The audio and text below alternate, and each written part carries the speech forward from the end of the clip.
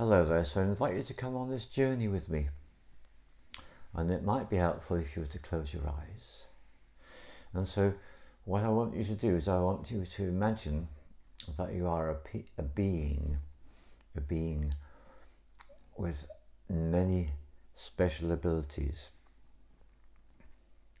And you are primarily a being of energy and light.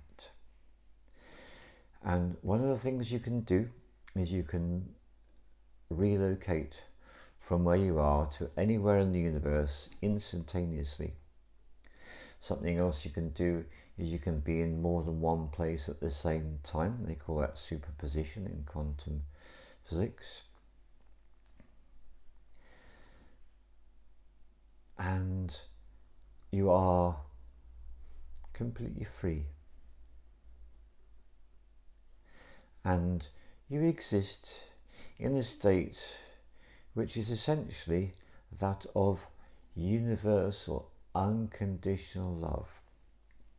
Unconditional love for yourself and for all of creation.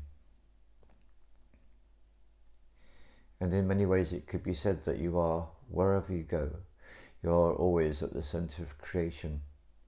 That is how much in alignment that you are. And after existing in this form and experiencing the most wonderful and glorious relationships, looking at sunsets on planets in far distant star systems, going to the centre of the Milky Way galaxy, the globular star cluster, being out on this cosmic mycelium superhighway, out in the intergalactic void, and going all sorts of places, having the most wonderful experiences, having experiences of sexual energetic unity with hundreds of thousands of beings all at the same time. The sky's the limit. And there becomes a point, and you're always able to be in communication with whoever you wish to be in this wonderful state of being. And there eventually reaches a point, it's like, this is great, but what else is there? And some of the more adventurous souls amongst you choose to put yourselves into situations of somewhat more challenge. And this process continues, and although you enjoy being able to be everywhere, doing everything all at the same time and having these wonderful experiences, you start to realise that one of the greatest joys you obtain is when you go to environments where there's a bit of an edge, where you might perhaps feel a little bit uncomfortable. And eventually you tend to start to associate with other beings that really get off on this. And in the fullness of time, you get to hear the whispers, and the whispers are as follows. There's one planet in the universe, and they experience what they call third dimensional existence. And they actually live on a planet where more than 50% of their experience is actually negative energy. They feel like their lives are at risk very frequently. At any moment, their peace and stability can be completely upset by total random strangers. They can experience pain, wounding, distress, black depression, elation, joy, delight, full physical sexual union, abandonment, betrayal, torture. It goes on. And here's the thing. There's a huge waiting list for this particular experience, and all these souls with all these infinite abilities, when their number comes up, when they get the golden ticket, it's like, wow, this is it. This is the ultimate thrill ride. It's the game where all the safety protocols are removed. We could spend our entire life in a state of acute physical agony. We could experience such emotional distress that it's completely beyond our abilities to conceive of or even contemplate. And yes, that's right.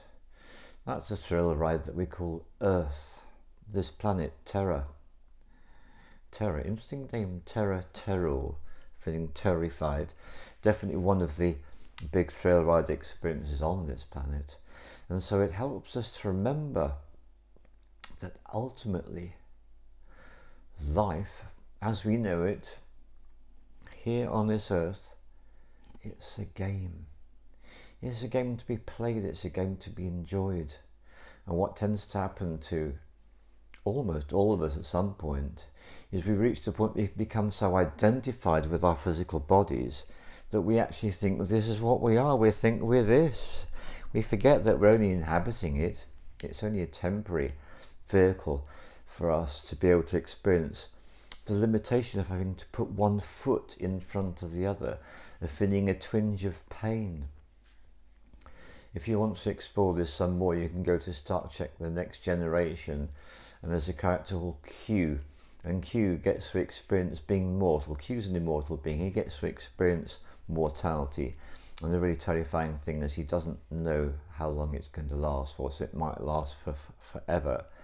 And he experiences the terrible agony he goes through, and when someone explains to him what his symptoms are, oh, that's what happens when you become hungry.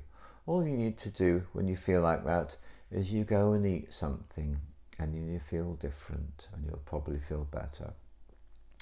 So that's my way of introducing to you a different way to look at life, to see it as a game, and see that the worst of times and the best of times are simply what, at some level, you've chosen to take on. And to realise that every experience you go through is something you learn from. So to finish this film, I just want to take a little bit of time with you with my altar. So every time I get a new altar, the way I'm doing it at the moment is every time the sun changes into a different sign of the zodiac, we're in a different element. So we're in Leo, which is why we've got fire, we've got red, we've got 2 fires on the altar rather than just the usual one. And I've got the shaman's Korean rattle, the mudang, for cleansing the space. I've got some frankincense incense to burn, which is very much to do with connecting with abundance, with financial wealth. I've got the chalice that I use for the retreats. I've got the 2 Shiva lingams. I've got the white one and the black one representing the best of times and the worst of times. Shiva's really into all this. I've got Shiva's beads made from the special seeds. I've got my own mantra mala there.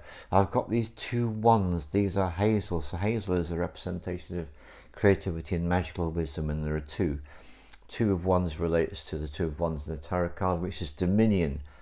I've got Ganesh there for the removal of all obstacles. I've got Lakshmi over here for abundance, wealth and riches.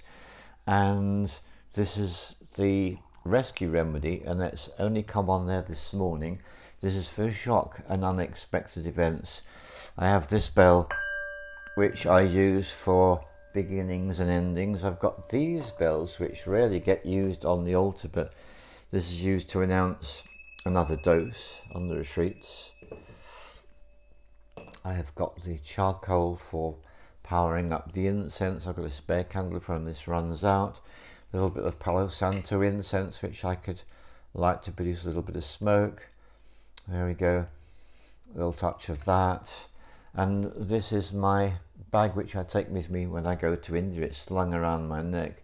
It has all my essential documents in. And underneath the mudang, there is this box which contains these Aura Soma tarot cards, and there is this Equilibrium resource pack which actually explains what each card represents. And there's a symbol of the blue vortex in the rosette form up there.